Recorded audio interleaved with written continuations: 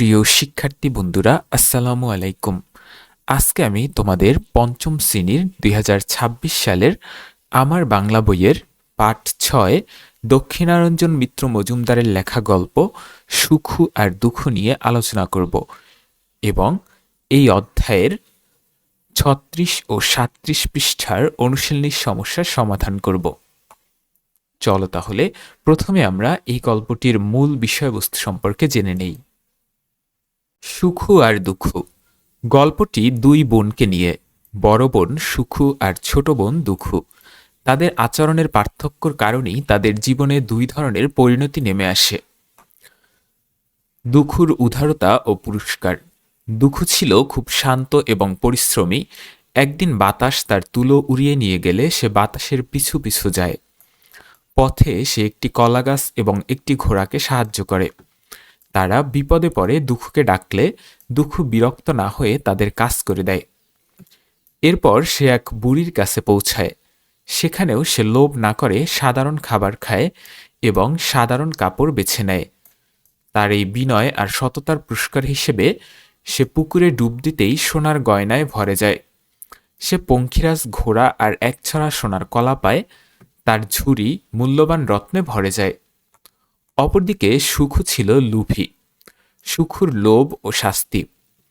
দুঃখুর উন্নতি দেখে বড় বোন সুখুও একই পথে যায়, কিন্তু তার মনে ছিল লোভ আর অহংকার।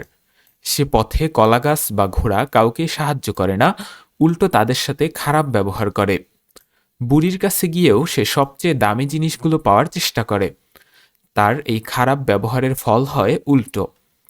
পুকুরে ডুব দিতেই তার শরীর চুলকানি আর ঘায়ে ভরে যায়। দামি খাবার খেতে গিয়ে তার পেট ঢোল হয়ে যায়। পথের মধ্যে ঘোড়া তাকে লাথি মারে এবং কলাগাছ তার মাথায় ভেঙে পড়ে। অবশেষে সে যখন বাড়ি ফিরে তার বাক্স খোলে, সেখানে তুলো বা গয়না কিছুই ছিল না। এই গল্পের মাধ্যমে আমরা জানতে পারি বা আমরা যে শিক্ষা পাই, পরিশ্রম ও সততা। দুঃখু পরিশ্রমী ছিল বলেই সে জীবনে সফল হয়েছে। ফাঁকি দিয়ে বা অলসতা করে সুখুর মতো বড় হওয়া যায় না। পরোপকার। কেউ সাহায্য চাইলে তাকে সাহায্য করা উচিত। দুঃখু গাছ ও প্রাণীকে সাহায্য করেছিল বলে তারাও তাকে ফেরার পথে উপহার দিয়েছিল। লোভ না করা। সুখু সব বড় আর দামি জিনিস চেয়েছিল, কিন্তু লোভে পড়ে সে শেষ পর্যন্ত কিছুই পায়নি। ব্যবহারী পরিচয়। মিষ্টি কথা আর ভালো ব্যবহার করলে সবাই ভালোবাসে, যা দুঃখু করেছিল। আর কর্কশ কথা ও খারাপ ব্যবহারের করলে মানুষের বিপদ বাড়ে, যা সুখুর ক্ষেত্রে হয়েছে। আমরা এই পাঠের মূল বিষয়টি জেনে নিলাম।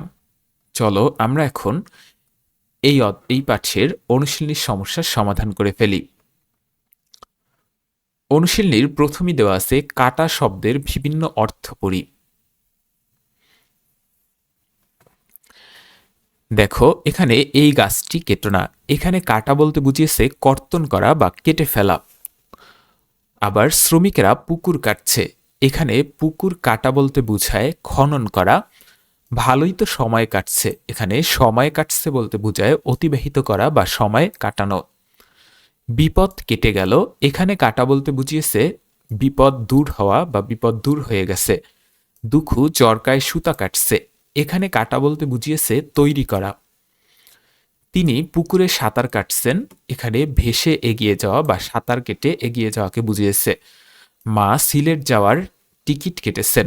এখানে কাটা মানে ক্রয় করা। তাহলে কাটা শব্দ দিয়ে বিভিন্ন অর্থ হয় এবং বিভিন্ন বাক্য তৈরি করা যায়। 2 নম্বরে দেওয়া আছে প্রশ্ন তৈরি করি। সুখু আর দুঃখু গল্প পড়ে প্রশ্ন তৈরি করো। এরপর সহপাঠীকে প্রশ্ন জিজ্ঞেস করে উত্তর শোনো। আচ্ছা, আমরা প্রশ্নগুলো তৈরি করে ফেলি। গল্পের উপর ভিত্তি করে আমরা নিচের প্রশ্ন তৈরি করতে পারি। ক, দুঃখু কেন বাতাসের পিছু পিছু গিয়েছিল? খ নম্বর, পথে যেতে যেতে দুঃখুর সাথে কাদের দেখা হয়েছিল? গ, চরকা কাটা বুড়ির ঘর আর সাজ পোশাক কেমন ছিল? ঘ নম্বর, পুকুরে ডুব দেওয়ার পর দুঃখুর চেহারায় কি পরিবর্তন এলো? ও, সুখু কেন বুড়ির দেওয়া সবচেয়ে দামি গামছা আর কাপড় নিল? চ সুখুর ঝুড়ি খোলার পর সবাই অবাক হলো কেন? দেখো বইয়ের ৩৭ পৃষ্ঠায় দেওয়া আছে, প্রশ্নের উত্তর বলি ও লিখি। ক নম্বর প্রশ্ন, বাড়িতে সুখু ও দুখু কি কি কাজ করে তা লিখি। বড় মেয়ে সুখু বাড়িতে কোনো কাজই করত না, সে শুধু বসে বসে খেত। আর ছোট মেয়ে দুখু বাড়ির সব কাজ করত এবং সময় পেলে বাবার সুতা কেটে দিত। ক নম্বর, বাতাসের সঙ্গে যেতে যেতে দুখু কাদের কি কি উপকার করল। দুখু পথে একটি কলা গাছের চারপাশের জঞ্জাল ও লতাপাতা সরিয়ে দেয়। এরপর সে একটি ঘোড়ার অনুরোধে তাকে কচি ঘাস কেটে খেতে দিয়ে সাহায্য করে। গ নম্বর, চরকাকাটা বুড়ি দেখতে কেমন, সে কেমন বাড়িতে থাকে। চরকাকাটা বুড়ি দেখতে খুব সুন্দর এবং সাদাটে ছিলেন। তার পরনের শাড়ি এবং মাথার চুল ছিল দুধের মতো সাদা। তিনি একটি ধবধবে সাদা বাড়িতে থাকতেন। ঘ নম্বর, দুখু বাড়িতে ফেরার সময় কলাগাছ ও ঘোড়ার কাছ থেকে কি উপহার পেল। ফেরার পথে ঘোড়া দুখুকে একটি পঙ্খিরাজ ঘোড়ার বাচ্চা উপহার দেয়, আর কলাগাছ তাকে মন্ত্র পড়া একসরা সোনার কলা উপহার দেয়। উ নাম্বার, সুখু কেন ভালো কিছু পেল না। সুখু ছিল খুব লোভী আর অহংকারী। সে পথে কাউকে সাহায্য করেনি এবং বুড়ির বাড়িতে গিয়েও খুব খারাপ ব্যবহার করেছিল। তার এই লোভ আর খারাপ আচরণের কারণেই সে ভালো কিছুর বদলে শাস্তি পেয়েছিল। এরপর ৪ নম্বরে দেওয়া আছে, দুটি বাক্য জোড়া দিয়ে এক বাক্য বানাই। এই দুটি বাক্যকে জোড়া দিয়ে একটি বাক্য বানাতে হবে। যেমন ক নম্বরে লেখা আছে, দুখু তুলা রোদে দিয়েছে, তারপর উঠানে বসে আছে। এটি দিয়ে একটি বাক্য হলো, দুখু তুলা রোদে দিয়ে উঠানে বসে আছে। আমাদের এরকম পরবর্তীগুলো বানাতে হবে। দুখু ঘোড়ার কথা শুনল, তারপর তাকে কচি ঘাস এনে দিল।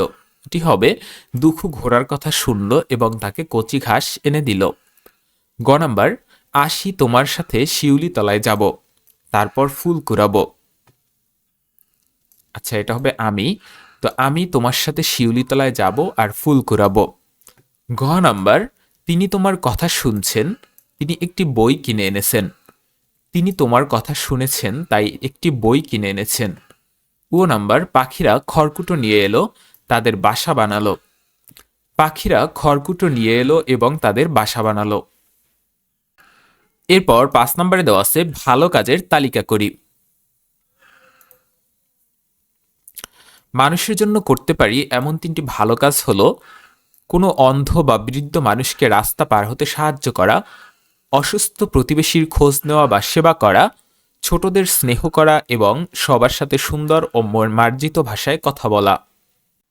ঠিক আছে বন্ধুরা, আজকের মতো এখানেই শেষ করছি। পরবর্তী ভিডিও সবার আগে পেতে অবশ্যই এসকে ইজি এডুকেশন সাবস্ক্রাইব করে রাখো। ধন্যবাদ।